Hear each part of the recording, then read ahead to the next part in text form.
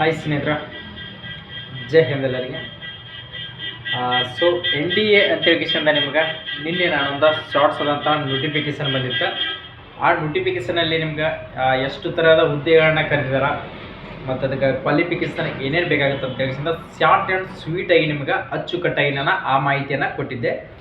So ಎಷ್ಟೋ ಜನಕ್ಕೆ sir ನಮ್ಗೆ ಬೋರ್ಡ್ ಮೇಲೆ ಬಿಡಿಸಿ ಅಂದರೆ ನಮ್ಗೆ ಅರ್ಥ ಆಗುತ್ತೆ ಅಂತ ಹೇಳಿಸಿಂದ ಭಾಳಷ್ಟು ಜನ ಕಮೆಂಟ್ ಹಾಕಿದರೆ ನಾನು ಯಾಕಂದರೆ ನಿಮ್ಗೆ ಡೈರೆಕ್ಟೇ ಒಂದು PDF ನೋಡ್ಕೊಂಡು ಕೇಸಿಂದ ನಿಮ್ಗೆ ಹೇಳಿದ್ದೆ.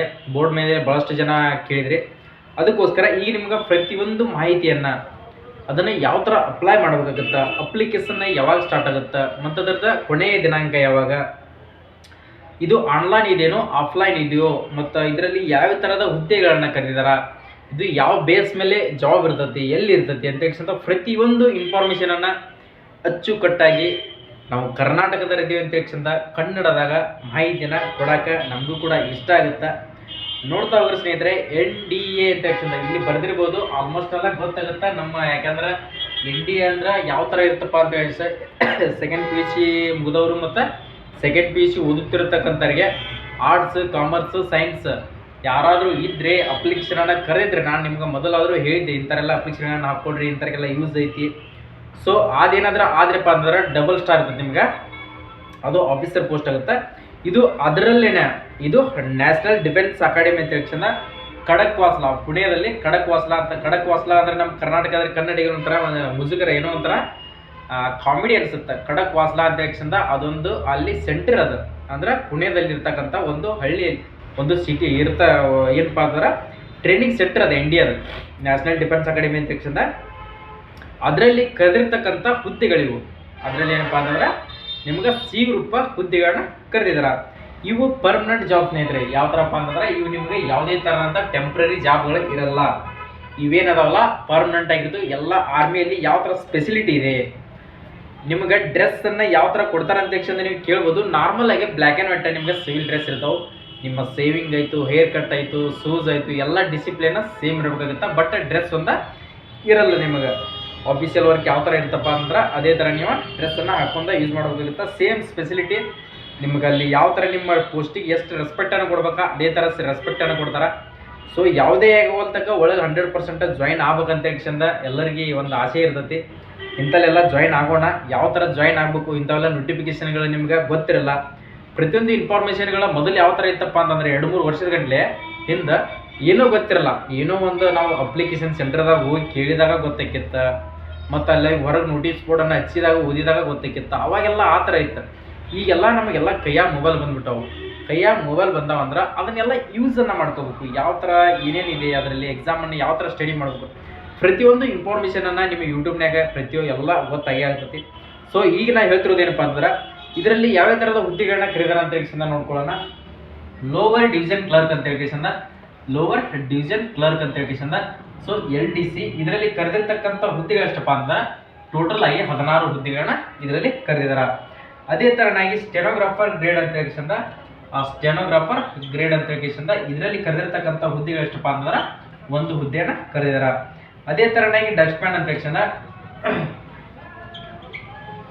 ಇದು ಕೂಡ ನಿಮ್ಗೆ ಹುದ್ದೆ ಇರ್ತಕ್ಕಂಥದ್ದು 2 ಹುದ್ದೆಗಳ ಇದರಲ್ಲಿ ಕೂಡ ಅದಾವು. ಅದೇ ಥರನಾಗಿ ಸಿನಿಮಾ ಪ್ರೊಜೆಕ್ಟರ್ ಅಂತ ಹೇಳಿಸಿಂದ, ಸಿನಿಮಾ ಪ್ರೊಜೆಕ್ಟರ್ ಅಂತ ಹೇಳಿಸಿಂದ ಇದರಲ್ಲಿ ಎಷ್ಟಪ್ಪ ಅಂತಂದ್ರೆ ಹುದ್ದೆಗಳು ಇದರಲ್ಲಿ ಕೂಡ 1 ಹುದ್ದೆಗಳನ್ನ ಕರೆದಿದ್ದಾರೆ. ನೆಕ್ಸ್ಟ್ ಅದೇ ಥರನಾಗಿ ಕುಕ್ಕು ನಮ್ಮ ಹುಡುಗರು ಭಾಳ ಇಷ್ಟಪಡುವಂಥ ಹುದ್ದೆ ಇದು. ಇದರಲ್ಲಿ ಎಷ್ಟಪ್ಪ ಅಂತಂದ್ರೆ ಟೋಟಲ್ ಆಗಿ ಇದರಲ್ಲಿ 14 ಹುದ್ದೆಗಳನ್ನ ಕರೆದಾರ. ಎಷ್ಟಪ್ಪ ಅಂತಂದ್ರೆ ಕುಕ್ನಲ್ಲಿ ಇರ್ತಕ್ಕಂಥ ಹುದ್ದೆಗಳು ಎಷ್ಟಪ್ಪ ಅಂತಂದ್ರೆ 14 ಹುದ್ದೆಗಳನ್ನ ಕರೆದಾರ. ಮತ್ತು ಕಾಂಪೋಸಿಟರ್ ಕಮ್ ಪ್ರಿಂಟರ್ ಅಂತ ಹೇಳಿಸಿಂದ, ಕಾಂಪೋಸಿಟರ್ ಕಮ್ ಪ್ರಿಂಟರ್ ಅಂತ ಹೇಳಿಸಿಂದ. ಸೊ ಟೋಟಲ್ ಇದರಲ್ಲಿ ಕರೆದಿರ್ತಕ್ಕಂಥ ಹುದ್ದೆಗಳು 1. ಅದೇ ಥರನಾಗಿ ಡ್ರೈವರ್, ಸಿವಿಲ್ ಮೋಟಾರ್ ಡ್ರೈವರ್ ಅಂತ ಹೇಳಿಸಿಂದ ಎಷ್ಟೋ ಜನದ ಡ್ರೀಮ್ ಇರ್ತೈತಿ, ಡ್ರೈವರ್ ಆಗ್ಬೇಕು ನಾನು ಅಂತ ಹೇಳಿಸಿಂದ. ಆ CMD ಅಂತ ಹೇಳಿಸಿಂದ, CMD ಡ್ರೈವರ್ ಹುದ್ದೆಗಳಿಗೆ ಎಷ್ಟು ವೇಕೆನ್ಸಿಗಳಪ್ಪ ಅಂತಂದ್ರೆ 3 ಹುದ್ದೆಗಳದಾವು. ಅದೇ ಥರನಾಗಿ ಫೈರ್ಮ್ಯಾನ್ ನೋಡ್ಕೊಡ್ರಿ. ಫೈರ್ಮ್ಯಾನ್ಗೆ ಎಷ್ಟದಪ್ಪ ಅಂತಂದ್ರೆ ಫೈರ್ಮ್ಯಾನ್ ಇರ್ತಕ್ಕಂಥ ಹುದ್ದೆಗಳು 2 ಹುದ್ದೆಗಳು ಫೈರ್ಮ್ಯಾನ್ಗಳಿಗೆ ಅದಾವು. ಅದೇ ಥರನಾಗಿ ಕಾರ್ಪೆಂಟರ್ಗೆ ಎಷ್ಟದಪ್ಪ ಅಂತಂದ್ರೆ ಕಾರ್ಪೆಂಟರ್ ಕೂಡ 2 ಹುದ್ದೆಗಳದಾವು. ನೆಕ್ಸ್ಟ್ ಇನ್ನು ಉಳಿದಿದ್ದಂಥ ಹುದ್ದೆ ಯಾವಪ್ಪ ಅಂತಂದ್ರೆ TA ಬೇಕರ್ ಕಾನ್ಫೆಕ್ಷನರ್ ಅಂತ ಹೇಳಿಸಿಂದ ಇದರಲ್ಲಿ ಟಿ ಎ ಬೇಕಾರ್ ಅಂತ ಕೇಶಂದ ಇದರಲ್ಲಿ ಹುದ್ದೆ ಇರತಕ್ಕಂಥವು ಎಷ್ಟಪ್ಪ ಅಂತಂದ್ರೆ ಒಂದು ಹುದ್ದೆ ಇದರಲ್ಲಿ ಕೂಡ ಐತಿ. ಅದೇ ತರನಾಗಿ ಪ್ರಿಂಟರ್ ಟಿ ಎ ಸೈಕಲ್ ಅಂತ ಐತಿ ನೋಡ್ರಿ, ಟಿ ಎ ಸೈಕಲ್ ಅಂತ ಕೇಶಂದ ಸೈಕಲ್ ರಿಪೇರಿ ಅಂತ ಕೇಶಂದ ಇದರಲ್ಲಿ ಕೂಡ ಎಷ್ಟು ಹುದ್ದೆಪ್ಪ ಅಂತಂದ್ರೆ ಇದರಲ್ಲಿ ಕೂಡ 2 ಹುದ್ದೆಗಳನ್ನ ಕರೆದಾರ. ಅದೇ ತರನಾಗಿ T A printing machine operator ಏನಪ್ಪಾ ಅಂತಾರ, T A machine printing operator ಇದರಲ್ಲಿ ಇರ್ತಕ್ಕಂಥ ಹುದ್ದೆಗಳು ಎಷ್ಟಪ್ಪ ಅಂತಂದ್ರೆ ಇದರಲ್ಲಿ ಕೂಡ ಒಂದು ಹುದ್ದೆ ಐತಿ. ಅದೇ ತರನಾಗಿ boot T A boot repair ಅಂತ ಕೇಶಂದ ಟಿ ಎ ಬೂಟ್ ರಿಪೇರ್ ಅಂತ ಕೇಶಂದ ಇದರಲ್ಲಿ ಇರ್ತಕ್ಕಂಥ ಹುದ್ದೆಗಳು ಎಷ್ಟಪ್ಪ ಅಂತಂದ್ರೆ ಇದರಲ್ಲಿ ಕೂಡ ಒಂದು ಹುದ್ದೆ ಐತಿ. ಸೊ ಅದೇ ತರನಾಗಿ MTS ಮಲ್ಟಿ ಟಾಸ್ಕಿಂಗ್ ಸ್ಟಾಪ್ ಅಂತ ಕೇಶಂದ MTS ಅಂತ ಕೇಶಂದ ಇದು ಆಫೀಸರ್ ಟ್ರೈನಿಂಗ್ ಅಂತ ಕೇಶಂದ MTS ONT ಅಂತ ಕೇಶಂದ ಹುದ್ದೆ ಹೆಸರಿದೆ. ಇದರಲ್ಲಿ ಇರ್ತಕ್ಕಂಥ ಹುದ್ದೆಗಳು ಎಷ್ಟಪ್ಪ ಅಂತಂದ್ರೆ 151 ಹುದ್ದೆಗಳು. ಎಷ್ಟಪ್ಪ ಅಂತಂದ್ರೆ MTS ನಲ್ಲಿ ಮಾತ್ರ ನಾವು ಹೇಳ್ತಿರೋದು, MTS ನಲ್ಲಿ ಇಷ್ಟು ಹುದ್ದೆಗಳದಾವು, ಉಳಿದದ್ದೆಲ್ಲ ಅವು ಬೇರೆ. MTS ನಲ್ಲಿ 151 ಹುದ್ದೆಗಳದಾವು. ಒಳ್ಳೆಯ ಅವಕಾಶ ಐತಿ. ಸೊ MTS ನಲ್ಲಿ ಭಾಳ ಆದ್ರೆ 10-15ಗಳನ್ನ ಕರಿತಿದ್ರೆ ಈ ಸಾರಿ 151 ವರ್ಷ ಆಗುತ್ತಿದ ಸಿವಿಲಿಯನ್ನ ಯಾವ ಆರ್ಮಿ ಸೆಂಟರ್ಗಳೇನದಾವಲ್ಲ ಪ್ರತಿಯೊಂದು ಸೆಂಟರ್ನಲ್ಲಿ ಸಿ ಗ್ರೂಪ್ ಹುದ್ದೆಗಳನ್ನ ಕರಿತಿರ್ತಾರ. ಪ್ರತಿಯೊಂದು ಮದ್ರಾಸ್ ಅಲ್ಲಿ, ಮರಾಠ ಅಲ್ಲಿ, MEC ಅಲ್ಲಿ, AC ಅಲ್ಲಿ ಕೂಡ ಕರೆದಿದ್ದಾರೆ. ಅದನ್ನು ಕೂಡ ನಿಮ್ಗೆ ಆಫ್ಲೈನ್ ಮುಖಾಂತರ ಫಾರ್ಮನ್ನು ಫಿಲ್ ಮಾಡಬೇಕು. ಯಾವ ಥರ ಅಂತ ಅದ್ರದ್ದು ಕೂಡ ತಿಳಿಸ್ಕೊಟ್ಟಿದ್ದೀನಿ. ಸೊ ಇದರಲ್ಲಿ ಕೇಳ್ತಿರ್ಬೋದು ಪುರುಷ ಮತ್ತು ಮಹಿಳೆಯರು ಇಬ್ಬರು ಕೂಡ ಅಪ್ಲಿಕೇಶನನ್ನು ಹಾಕಬಹುದಾ ಬ್ರದರ್ ಅಂತ ಎಲ್ಲ ನಮ್ಮ ಸಿಸ್ಟರ್ಸದ ಕ್ವಶನ್ಸ್ ಇದೆ. ಎಸ್ ಸಿಸ್ಟರ್, ನೀವು ಕೂಡ ಹಾಕಬಹುದು, ನೀವು ಕೂಡ ಇದಕ್ಕೆ ಅಪ್ಲಿಕೇಶನನ್ನು ಹಾಕ್ಬೋದು. ಮಹಿಳೆಯರು ಕೂಡ ಇದರಲ್ಲಿ ಅವಕಾಶವನ್ನು ಕೊಟ್ಟಿದ್ದಾರೆ. ಸೊ ಟೋಟಲ್ ಆಗಿ ಇದರಲ್ಲಿ ಇರ್ತಕ್ಕಂಥ ಹುದ್ದೆಗಳು ಎಷ್ಟಪ್ಪ ಅಂದ್ರೆ 198 ಹುದ್ದೆಗಳ ಇದರಲ್ಲಿ ಅದಾವೆ. ಮತ್ತು ಎಕ್ಸ್ ಸರ್ವಿಸ್ ಮ್ಯಾನ್ಗಳಿಗೆ ಮತ್ತು ಅವರಿಗೆಲ್ಲ ಬೇರೆ ಅದಾವೆ. ಮತ್ತು ಇದ್ರದ್ದು ಯಾವ ಥರ ಅಪ್ಲಿಕೇಶನನ್ನು ಹಾಕ್ಬೇಕಪ್ಪ, ಸೊ ಇದನ್ನು ಅಪ್ಲಿಕೇಶನ್ನ ಯಾವ ಥರ ಹಾಕ್ಬೇಕಪ್ಪ ಅಂತಂದ್ರೆ ಆನ್ಲೈನ್ ಮುಖಾಂತರ ನೀವು ಅಪ್ಲಿಕೇಶನನ್ನು ಹಾಕ್ಬೇಕಾಗುತ್ತೆ. ಆನ್ಲೈನ್ ಮುಖಾಂತರ ಅವ್ರದ್ದೇ ಆದಂಥ ಒಂದು ವೆಬ್ಸೈಟನ್ನು ಕೊಟ್ಟಿದ್ದಾರೆ. ಆ ವೆಬ್ಸೈಟ್ ನೇಮ್ ಏನಪ್ಪ ಅಂತಂದ್ರೆ ಇಲ್ಲಿ ನಿಮಗೆ PDF ನಾನು ನಿಮ್ಗೆ PDF ಅನ್ನು ಶೇರ್ ಮಾಡಿರ್ತೀನಿ. ಆ PDF ಅನ್ನು ಎಲ್ಲಿ ಸಿಗುತ್ತಪ್ಪ ಅಂತಂದ್ರೆ ನೀವು ಒಂದು ಸರಿ ಅದನ್ನು ನೋಡ್ಕೊಡ್ರಿ. ನೆಕ್ಸ್ಟ್ ಇಂಪಾರ್ಟೆಂಟ್ ಆದಂಥ ಏನಪ್ಪ ಅಂತಂದ್ರೆ ಇಲ್ಲಿ ನೋಡ್ಕೊಡ್ರಿ, ಫಿಮೇಲ್ ಕ್ಯಾಡೆಟ್ಗಳು ಆಗ್ಬೋದಂತೆ. ಇದಕ್ಕೆ ಕ್ವಾಲಿಫಿಕೇಶನ್ ಏನು ಬೇಕಾಗುತ್ತೆ, ಕ್ವಾಲಿಫಿಕೇಶನ್ ಮೋಸ್ಟ್ ಇಂಪಾರ್ಟೆಂಟ್. ಕ್ವಾಲಿಫಿಕೇಶನ್ ಅಂತ ಕರೆಕ್ಟಾಗಿ ಕೇಳ್ಕೊಡ್ರಿ. Specified duties of multi tasking staff officer and OT ಅಂತ ಕೇಶಂದ ಇದಕ್ಕೆ ಏನು ಬೇಕಪ್ಪ ಕ್ವಾಲಿಫಿಕೇಶನ್ ಅಂತಂದ್ರೆ ನೋಡ್ಕೊಡ್ರಿ, 10ನೇ ತರಗತಿ ಪಾಸ್ ಆಗಿರ್ಬೇಕು. ಏನು ಬೇಕಪ್ಪ ಅಂತಂದ್ರೆ 10ನೇ ತರಗತಿ ಪಾಸ್ ಆಗಿರ್ಬೇಕು. ಉಳಿದದ್ದು ಏನದಲ್ಲ ಮ್ಯಾಂಡೇಟರಿ, ಅವೆಲ್ಲದಕ್ಕೂ 10ನೇ ತರಗತಿ ಪಾಸ್ ಆಗಿರ್ಬೇಕು. MTS ಏನಾದರೂ ಪೋಸ್ಟ್ಗೆ ನೀವು ಅಪ್ಲೈ ಮಾಡಿದ್ರಪ್ಪ ಅಂತಂದ್ರೆ ಯಾವುದೇ ಒಂದು ಅದರೊಳಗೆ ಮೆಸ್ ವೇಟರ್ ಆಗಲಿ, ಚೌಕಿದಾರ ಆಗಲಿ, ಗ್ರೌಂಡ್ಸ್ಮ್ಯಾನ್ ಆಗಲಿ, ಮಾಲಿ ಆಗಲಿ, ಸೈಲ್ ಮೇಕರ್ ಆಗಲಿ, ಮತ್ತು ಲ್ಯಾಬ್ರೇಟರಿ ಅಟೆಂಡರ್ ಆಗಲಿ, ಗ್ಯಾಲರಿ ಅಟೆಂಡರ್, ಈ ಥರ ಏನೋ ಪ್ರತಿಯೊಂದು ಮೆಸೆಂಜರ್, ವರ್ಕ್ಶಾಪ್, ಈ ಥರ ಪ್ರತಿಯೊಂದು ಅದರಲ್ಲಿ ಹುದ್ದೆಗಳಿದೆ MTS ನಲ್ಲಿ. MTS ಏನಾದರೂ ನೀವು ಅಪ್ಲಿಕೇಶನ್ ಹಾಕಿದ್ರಪ್ಪ ಅಂತಂದ್ರೆ ಅವ್ರು ಅದರಲ್ಲಿ ಇಷ್ಟು ಥರದ ಹುದ್ದೆಗಳಿದಾವೆ. ಇದರೊಳಗೆ ಯಾವುದಾದ್ರೂ ಒಂದು ಹುದ್ದೆಯನ್ನು ಕೊಡ್ಬೋದು. ಉಳಿದಿರ್ತಕ್ಕಂಥ ಹುದ್ದೆಗಳಪ್ಪ ಅಂತಂದ್ರೆ ಅವಕ್ಕೂ ಕೂಡ ನೀವು SLC ಮುದ್ರೆ ಸಾಕಾಗುತ್ತೆ. ಸೊ ಇನ್ನೂ ಇದ್ರದ್ದು ಏಜನ್ನು ನೋಡ್ಕೊಡ್ರಿ. ಏಜ್ ಎಷ್ಟಪ್ಪ ಅಂತಂದ್ರೆ ಏಜನ್ನು ಕೊಟ್ಟಿದ್ದಾರೆ ನಿಮ್ಗೆ, ಎಷ್ಟು ಏಜ್ ಇಂತ ಹಿಡಿದ ಎಷ್ಟು ಏಜ್ ಮಟ್ಟ ಇದ್ದವ್ರೆ ಇದಕ್ಕೆ ಅಪ್ಲಿಕೇಶನನ್ನು ಹಾಕಬೇಕಾಗುತ್ತೆ. ಪ್ರತಿಯೊಂದು ಇನ್ಫಾರ್ಮೇಷನನ್ನು ನಿಮ್ಗೆ PDF ನಲ್ಲಿ ನೀಡಿದಾರೆ. ನಾನು ನಿಮಗೆ ಏಜ್ ಬಗ್ಗೆ ಅಂಕಿ ಕೊಟ್ಟಿದ್ದೀನಿ. ಅದು ಪೋಸ್ಟ್ ವೈಸ್ ಅದಾವೆ. ಲೋವರ್ ಡಿವಿಷನ್ ಕ್ಲರ್ಕಿಗೆ 18ರಿಂದ 27 ಏಜ್ ಇದ್ದವ್ರು, ಮತ್ತು ಸ್ಟೆನೋಗ್ರಾಫರ್ 18ರಿಂದ 27, ಮತ್ತು ಒಂದೊಂದು ಕುಕ್ ಅದಾವು ಅವು 18ರಿಂದ 25. ಈ ಥರ ಎಲ್ಲ ಹುದ್ದೆಗಳಿಗೆ ಸಂಬಂಧಪಟ್ಟಂಗೆ ಏಜ್ ರಿಲ್ಯಾಕ್ಸೇಷನ್ ಕೂಡ ಅದಾವು. OBC ನೋಡ್ರಿ, ಏಜ್ ರಿಲ್ಯಾಕ್ಸೇಷನ್ ಎಷ್ಟಪ್ಪ ಅಂತಂದ್ರೆ ನಿಮ್ಗೆ ಏಜ್ ಇರ್ತಕ್ಕಂಥದ್ದು 18ರಿಂದ 25 ಅದಾವು, ಒಂದೊಂದಕ್ಕೆ 18ರಿಂದ 27 ಏಜ್ ಅದಾವು. OBC ದವರಿಗೆ 3 ವರ್ಷ ಏಜ್ ರಿಲ್ಯಾಕ್ಸೇಷನ್ ಇರುತ್ತೆ. SC ST ದವರಿಗೆ 5 ವರ್ಷ ಏಜ್ ರಿಲ್ಯಾಕ್ಸೇಷನ್ ನಿಮ್ಗೆ ಇರ್ತದೆ. ಅದೇ ಥರನಾಗಿ ನಿಮ್ಗೆ ನೆಕ್ಸ್ಟ್ ನಿಮ್ಮ ಕ್ವಶನ್ಸ್ ಏನಪ್ಪ ಅಂತಂದ್ರೆ ಇದನ್ನ ಅಪ್ಲಿಕೇಶನನ್ನು ಯಾವಾಗ ಹಾಕಬೇಕು, ಇನ್ನೂ ಇದು ಅಪ್ಲಿಕೇಶನ್ ಸ್ಟಾರ್ಟ್ ಆಗಿಲ್ಲ. ಆನ್ಲೈನ್ ಮುಖಾಂತರ ಅಪ್ಲಿಕೇಶನ್ ಹಾಕಬೇಕಾಗುತ್ತೆ. ಅಪ್ಲಿಕೇಶನ್ ಸ್ಟಾರ್ಟ್ ಆದ 21 ದಿನದ ಒಳಗಡೆ ಅಪ್ಲಿಕೇಶನ್ ಹಾಕೋರಿ ಅಂತ ಹೇಳಿಸಿಂದ ಆ ನೋಟಿಫಿಕೇಶನಲ್ಲಿ PDF ನಲ್ಲಿ ಕೊಟ್ಟಿದ್ದಾರೆ. ನೀವು ಅಪ್ಲಿಕೇಶನ್ ಹಾಕಿದ ಪ್ರಿಂಟನ್ನು ಏನಪ್ಪ ಅಂತಂದ್ರೆ ಅಪ್ಲಿಕೇಶನ್ ಹಾಕಿದ ಪ್ರಿಂಟನ್ನು ಯಾವುದೇ ಥರನಾಗಿ ಎಲ್ಲಿ ಯಾರಿಗೆ ಶೇರ್ ಮಾಡುವಂಥ ಅವಶ್ಯಕತೆ ಇಲ್ಲ. ನೀವು ಪೋಸ್ಟಿಗೆ ಅಪ್ಲಿಕೇಶನ್ ಆಗಿದ ತಕ್ಷಣ ಒಂದೊಂದು ಸೆಂಟರ್ದಾಗ ಯಾವ ಥರ ಇರ್ತಪ್ಪ ಅಂತಂದ್ರೆ ಅಪ್ಲಿಕೇಶನ್ ಹಾಕಿದ ಪ್ರಿಂಟೌಟನ್ನು ನೀವು ಆ ಸೆಂಟರ್ಗೆ ಶೇರ್ ಮಾಡಬೇಕಾಗುತ್ತೆ, ಪೋಸ್ಟ್ ಮುಖಾಂತರ ಪೋಸ್ಟ್ ಮಾಡಬೇಕಾಗುತ್ತೆ. ಇಲ್ಲಿ ಡೈರೆಕ್ಟಾಗಿ ಅವರು ಮೆನ್ಷನನ್ನು ಮಾಡಿದಾರ, ಯಾರು ಪೋಸ್ಟ್ಗೆ ಕಳಿಸ್ಬೇಡ್ರಿ ಅಂತ ಹೇಳಿಸಿಂದ ಅದರಲ್ಲಿ ಕೊಟ್ಟಿದ್ದಾರೆ ವೆಬ್ಸೈಟ್ ಏನಪ್ಪ ಅಂತಂದರೆ HTTPS NDCIVRTESCT ಅಂತೇಕ್ಷಣ government.in ಅಂತೇಕ್ಷಣ ಅವ್ರದ್ದೇ ಆದಂಥ ಒಂದು ವೆಬ್ಸೈಟನ್ನು ಕೊಟ್ಟಿದ್ದಾರೆ.